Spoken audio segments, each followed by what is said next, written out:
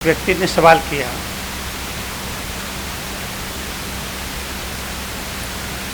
जीवन को सुंदर बनाना है, क्या करूं?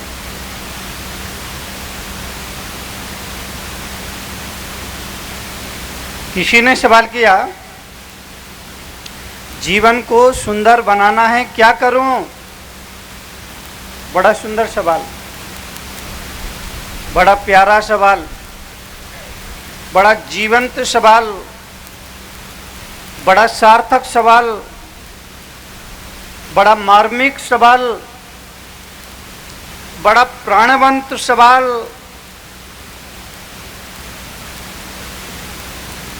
बड़ा हार्दिक सवाल। और लगे है हाथ, एक आपसे निवेदन कर दूं, अगर कभी किसी संत के समीप जाकर के प्रश्न करने का मन करे तो बड़ा जीवंत प्रश्न करना। अगर किसी सदगुरु के पास जाकर के सवाल करने का मन करे तो बड़ा जीवंत सवाल करना, बड़ा प्राणवंत सवाल करना। प्रभु, मुझे क्रोध बहुत आता है, क्रोध पर काबू कैसे प्राप्त करूं? जीवंत सवाल करना और कहना कि मालिक प्रभु, मुझे लोभ बहुत दौड़ाता है, लोभ पर कैसे काबू पाऊं? मुझे काम सताता है, काम पर कैसे काबू पाऊं? अहंकार मुझे परेशान करता है, अहंकार पर कैसे काबू पाऊं? बहुत जीवंत प्रश्न करना, मुर्दा प्रश्न मत करना। अधिकतर लोग ज्ञानियों के पास जाकर के मुर्दा प्रश्न करते हैं। जिन प्रश्नों में प्राण ना हो वो मुर्दा प्रश्न है। एक भाई आके मुझसे पूछ रहे थे, मुनीषी 15 अगस्त कब आता है? मैंने कहा 26 जनवरी को। मुर्दा प्रश्न है। जिन प्रश्नों में अंतरात्मा ना हो, प्राण ना हो, हृदय ना हो, चेतना हो, वो मुर्दा प्रश्न है। अगर बस स्टैंड पर जाकर पूछो किसी से, भाई साहब वो 12 बजे वाली बस कितने बजे आएगी, तो सामने वाला कहेगा तुम्हारा दिमाग तो ठीक है, 12 बजे वाली गाड़ी 12 बजे ही आएगी। एक व्यक्ति ने सवाल किया, मुनि जी जिस पृथ्वी पर हम रहते हैं उसके नीचे क्या है? मैंने कहा नरक। बोले नरक के नीचे क्या है? मैंने कहा निगोद। बोले निगोद में कितनी जगह खाली पड़ी है? अब मेरे से रहा नहीं गया। मैंने कहा क्यों? वहां तेरे को कोई फ्लैट वगैरह बनाना है क्या? बोलिए, अगर ये जान लिया कि निगोद में कितनी जगह खाली है, इससे तुम्हारा कौन सा कसाय भाव कम हो जाएगा? इससे कौन सी मोटी माया कम हो जाएगी? इससे जीवन में कौन सा परिवर्तन आ जाएगा? कौन सा क्रांतिकारी परिवर्तन आ जाएगा? कुछ नहीं होगा। इसलिए निवेदन करो, जीवंत सार्थक प्रश्न करो। सवाल किया मुनि जी, जीवन को सुंदर बनाना है तो क्या करूं? जीवन को सुंदर बनाना है, क्या करो? तब मैंने उस भाई से कहा, अगर जीवन को सुंदर बनाना चाहते हो तो इतना याद रखो, अपनी भूल को करो कबूल। जीवन को सुंदर बनाना है तो इतना करो, अपनी भूल को करो कबूल। मन में ना रखो कोई सूल, दूसरों से हो जाए कोई भूल तो उसे जाओ भूल, जीवन हो जाएगा ब्यूटीफुल।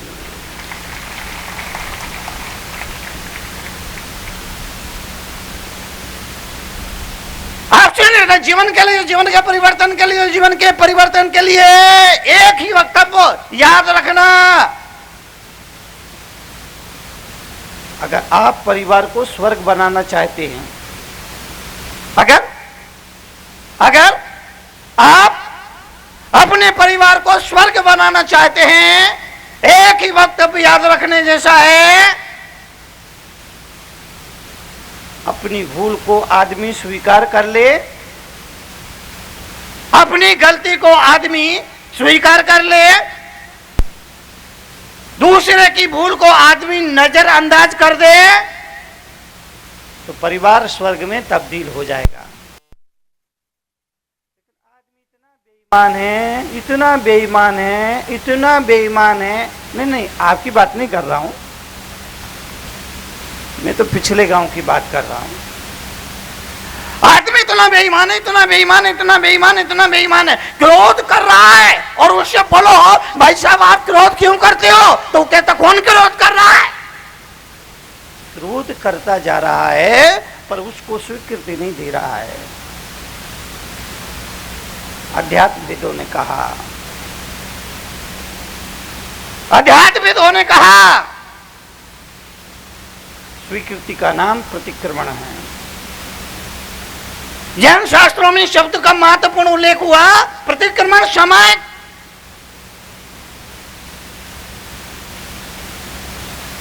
स्वीकृति दो, मुझे क्रोध आता है, मुझे लोभ परेशान करता है, मेरे मन में छल कपट है, क्योंकि मेरा अपना मानना है आदमी टेढ़ा नहीं होता,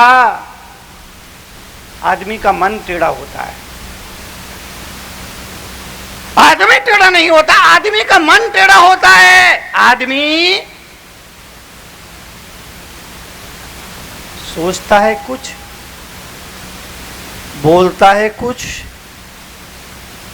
दिखाता है कुछ, देता है कुछ, होता है कुछ, दिखता है कुछ। आदमी का मन टेढ़ा है, आदमी का मन टेढ़ा है। घर पे मेहमान आते हैं तो मुख कुछ बोलता है, मन कुछ बोलता है। घर पर मेहमान चार तरह के होते हैं। मेहमान चार तरह के होते हैं। एक वो जो जल्दी आए जल्दी जाए, दो वो जो देर से आए देर से जाए, तीन वो जो देर से आए जल्दी जाए, चौथे वो जो जल्दी आए देर से जाए। सबसे अच्छे मेहमान कौन से होते हैं? बोलो। मेहमान चार तरह के होते हैं, सुन लीजिए। एक वो जो जल्दी आए जल्दी जाए, दो वो जो देर से आए देर से जाए, तीन वो जो देर से आए जल्दी जाए, चार वो जो जल्दी आए देर से जाए। सबसे बढ़िया मेहमान कौन से? सबसे बढ़िया मेहमान कौन से? सबसे बढ़िया मेहमान कौन से? जो देर से आए। सबसे बढ़िया मेहमान उसको माना जाता है जो देर से आए और जल्दी जाए। घर में मेहमान आते हैं, मन कुछ बोलता है, मुख कुछ बोलता है, मन कुछ बोलता है, मुख कुछ बोलता है। घर में मेहमान आए, मुख बोलता है आपके आने से इस घर में चार चांद लग गए, और मन बोलता है कम वक्त आज ही आना था, सारा प्रोग्राम मटिया मैट हो गया। मन कुछ बोलता है, मुख कुछ बोलता है। ये जो विसंगति है, भगवान महावीर ने दुनिया के लिए अपने संदेश में कहा कि ये जो मुख और मन के बीच में विसंगति है, ये खाई है, ये दुनिया की सबसे बड़ी दूरी करने वाली खाई हुआ करती है। इसीलिए आदमी टेढ़ा नहीं होता, आदमी का मन टेढ़ा होता है। इसलिए मैं आपसे निवेदन करूंगा, नदी टेढ़ी हो सकती है, नदी का जल टेढ़ा नहीं हो सकता। नदी टेढ़ी हो सकती है, नदी का जल टेढ़ा नहीं हो सकता। मकान टेढ़ा हो सकता है, आसमान टेढ़ा नहीं हो सकता। मकान टेढ़ा हो सकता है, आसमान टेढ़ा नहीं हो सकता। रेल की पटरी टेढ़ी हो सकती है, रेल टेढ़ी नहीं हो सकती। जलेबी टेढ़ी हो सकती है, जलेबी का रस टेढ़ा नहीं हो सकता। गन्ना टेढ़ा हो सकता है, गन्ने का जल टेढ़ा नहीं हो सकता। एक इसी तरह से दुनिया टेढ़ी हो सकती है, पर दुनिया को बनाने वाला परमात्मा टेढ़ा नहीं हो सकता है। मेरा अपना मानना है, आदमी का तन टेढ़ा नहीं है, आदमी का मन टेढ़ा है। इसलिए मैंने चपल मन, जो मेरी सबसे पहली पुस्तक है, और अभी जब पंडित जी कह रहे थे 28 साल पहले नंदन वन में यहाँ कार्यक्रम था कुछ, तब मैं आचार्य पूजन सागर जी महाराज जी के साथ आया था, तब मुझे याद आया कि वो चपल मन पुस्तक जो मेरी सबसे पहली काव्य कविताओं की पुस्तक है, उस पुस्तक का लोकार्पण इसी दरियाबाद के उसी कार्यक्रम में हुआ था। और चपल मन में मैंने कहा है, हे सके तुम मायाचारी के अजायब घर हो। मन मन मन मन मन मायाचारी का अजायब घर। हे सके तुम मायाचारी के अजायब घर हो। राम राम जपना पराया माल अपना, की कुटिल नीति है तुम्हारी। मन की राम राम जपना पराया माल अपना, की कुटिल नीति है तुम्हारी। मुख में राम। कविता मैंने लिखी कि आपने लिखी? मैं बोल भी नहीं पाता, नहीं आप पहले बोल देती है। हे सके राम राम जपना पराया माल अपना, की कुटिल नीति है तुम्हारी। मुख में राम बगल में छुरी, की कुटिल नीति है तुम्हारी। आम के आम व गुठली के दाम, की कुटिल नीति है तुम्हारी। तन के उजले मन के काले, की कुटिल नीति है तुम्हारी। मुख के मीठे दिल के झूठे, की कुटिल नीति है तुम्हारी। जहाँ देखी तवा परात वहीं गुजारी सारी रात, की कुटिल नीति है तुम्हारी। अपना काम बनता बाहर में जाए जनता, की कुटिल नीति है तुम्हारी। अपना काम बनता बाहर में जाए जनता, की कुटिल नीति है तुम्हारी। रघुपति राघव राजा राम, जैसा मौका वैसा काम, की कुटिल नीति है तुम्हारी। इस नीति को, अनीति को, दुर्नीति को, कूटनीति को, वक्रनीति को, राजनीति को छोड़ दे, अन्यथा ये नीति करेगी जीवन का दहन। रे चपल मन कर तू अरहत का वचन, रे चपल मन कर तू अरहत का वचन। जीवन के लिए, जीवन के परिवर्तन के लिए, जीवन की समृद्धि के लिए आचार्यों ने कहा, दुनिया में 4 तरह के लोग होते हैं। भाग्यशाली, सौभाग्यशाली, महाभाग्यशाली और दुर्भाग्यशाली। दुनिया में 4 तरह के लोग होते हैं, भाग्यशाली, सौभाग्यशाली, महाभाग्यशाली और दुर्भाग्यशाली। इन्हें हम परिभाषित यूं करेंगे, जिसके पास केवल धन है वो भाग्यशाली है। जिसके पास धन के साथ स्वास्थ्य भी है वो सौभाग्यशाली है, तथा जिसके पास धन भी है, स्वास्थ्य भी है और धर्म भी है, वो महाभाग्यशाली है। जिसके पास केवल धन है, जिसके पास केवल धन है, जिसके पास केवल धन है। बहुत सारे लोग दुनिया में ऐसे हैं जिनके पास धन है, बेशुमार धन है, पर बीमार। धन है, खा पी नहीं सकते। डॉक्टर ने कहा ये नहीं खाना, ये नहीं खाना, ये नहीं खाना, ये नहीं खाना, ये नहीं खाना, ये नहीं खाना, ये नहीं खाना, ये नहीं खाना। डॉक्टर साहब क्या खाना? डॉक्टर ने कहा बगैर घी की, बोलो, बगैर घी की रोटी और उड़द की दाल का पानी। धन है, धन है। घर में मेहमान आया, 56 तरह के व्यंजन बनाए। घर में मेहमान आया, 56 तरह के व्यंजन बनाए। मेहमान भोजन करने बैठा, भोजन व्यंजन परोसे, अब वो मस्ती से खा रहा है और ये देख रहा है, कितना दुख होता होगा उसको सुना। सोचिए सोचिए, ये खा नहीं सकता है लेकिन मेहमान खा रहा है, ये देख रहा है। क्यों? डॉक्टर ने कहा ये नहीं खाना, ये नहीं खाना, ये नहीं खाना, ये नहीं खाना, ये नहीं खाना। क्या खाना? बिना घी की रोटी और उड़द की दाल का पानी। धन है पर स्वास्थ्य नहीं है, जिंदगी भर धन। संत है, सेठ जी सत्संग करो, अभी नहीं। धन, मंदिर जाओ, फुर्सत नहीं, दुकान जाएंगे, धन धन। मुनि आए, प्रवचन में जाओ, फुर्सत नहीं, दुकान जाना है, धन धन धन। तीर्थ यात्रा करने के लिए टाइम निकालो, फुर्सत नहीं, क्यों? दुकान जाना है, धन धन धन धन धन। विधान हो रहा, पंचकल्याणक हो रहा है, उसमें शामिल हो जाओ, इंद्र बन के पूजा करो, नहीं, फुर्सत नहीं, क्यों? धन धन धन धन।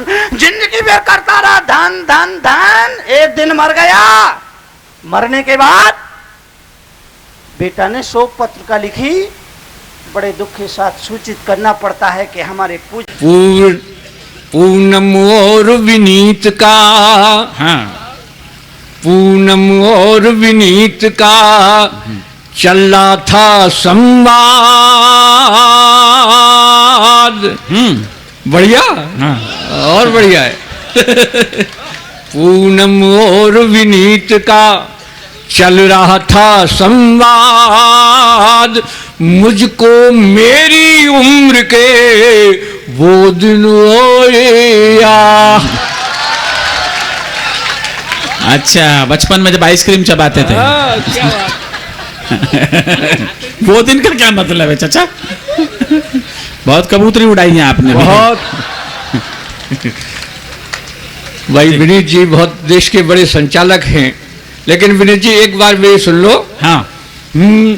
कि जवानी और बुढ़ापे में बड़ा संघर्ष होता है, जवानी और बुढ़ापे में बड़ा संघर्ष होता है, ये मन की मौज मस्ती है, चरम उत्कर्ष होता है, ये मन की मौज मस्ती है, चरम उत्कर्ष होता है। बुढ़ापे पे न जाओ, मन कभी बूढ़ा नहीं होता। जब भी तो हिंदुस्तान ट्रैक्टर कह रहा हूं मैं आपको।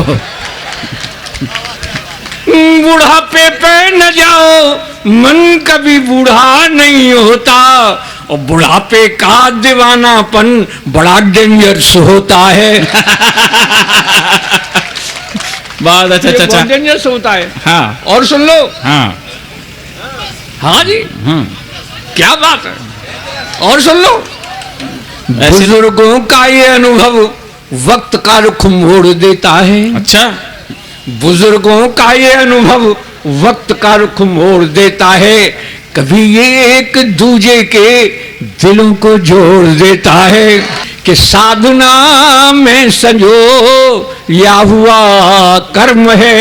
सुन लेना साहब, साधना में सजो या हुआ कर्म है, सत्यनिष्ठा भरी भावना मर्म है, सत्यनिष्ठा भरी भावना मर्म है। देता है जो क्षमा याचना का वचन, वाह, देता है जो क्षमा याचना का वचन, ऐसा तो एक बस जैन ही धर्म है, और कोई ऐसा धर्म नहीं है। बहुत अच्छे जी, वाह वाह। मैं तो जब घर से चला हूं तो मेरी अलबेली बोली कहाँ जा रहे हो जी? मैंने कि रामगढ़ जा रहा हूं। अच्छा, कुछ 16-12 रामगढ़ हुआ था? नहीं, मेरी बहुत मशहूर रामगढ़ है, मैं राजस्थान में रामगढ़ है, वहां जा रहा हूं। तो अलबेली बोली तुम जा रहे हो तो एक बात मेरी कह दी हूं, अब मैं तो उसका आज्ञाकारी पति हूं साहब। बहुत अच्छे हो। नहीं, इसमें हंसने की बात इसलिए नहीं है, आप जानते हैं कि पति और पत्नी, पति में छोटी की मात्रा होती है, पत्नी में बड़ी की मात्रा होती है। क्योंकि घर में बड़ी मात्रा पत्नी के अंदर में होती है। पत्नी जो पति पर है तनी वो पत्नी होती है, और जिसके हंसने पे लग जाए बैंड वो हस्बैंड होता है, ऐसा ही नहीं। और तीसरे तरफ से सहमत हो तो तालियां चाहूंगा कि पति और पत्नी मिलकर बनते हैं दंपति, जब तक दम तब तक पति। और साहब मामला बेकार। बहुत अच्छे। तो मेरी अलबेली ने जो कही है वो मैं आपके सामने कह रहा हूं साहब। कैसे कही है कि घर से रामगढ़ आए वेकू जो तैयार भयो, बोली अलबेली पिया मेरी सुन जइयो जी। बोल क्या कह रही है? घर से रामगढ़ आए वेकू जो तैयार भयो, बोली अलबेली पिया मेरी सुन जइयो जी। मेरी ओर से हूँ भगवान महावीर जू को, आप बड़ी श्रद्धा ते नमन करे अयो जी। सकल जैन समाज के मंच बजाए पिया, मीठी मीठी बातन सो मन बहलयो जी। फिर कविता सुनइयो और मंच गूंज मइयो नाथ, और श्रोतन सो जोरदार ताली बजवाइए। बात कहिए, बजाई रही। कितना बढ़िया लग रहा है। बहुत वाह तो साहब ये है कि लेकिन मैंने इतना शानदार अनर्थ किया कि बच्चों की स्वयं बहुत जल्दी आ गया। श्लोक था साहब, त्रिया चरित्रम पुरुषस्य भाग्यम देवो न जानात कुतो मनुष्य। मैंने अर्थ किया त्रिया चरित्रम पुरुषस्य भाग्यम। मैंने कहा स्त्री के चरित्र को देखकर पुरुष भाग गया। सर ठीक किया ना? ठीक किया। हाँ। आप संस्कृत जानते हैं, बिल्कुल सही किया। और कहां भागा? देवो न जानात, ये देवता भी नहीं जानते कि कहां भाग गया।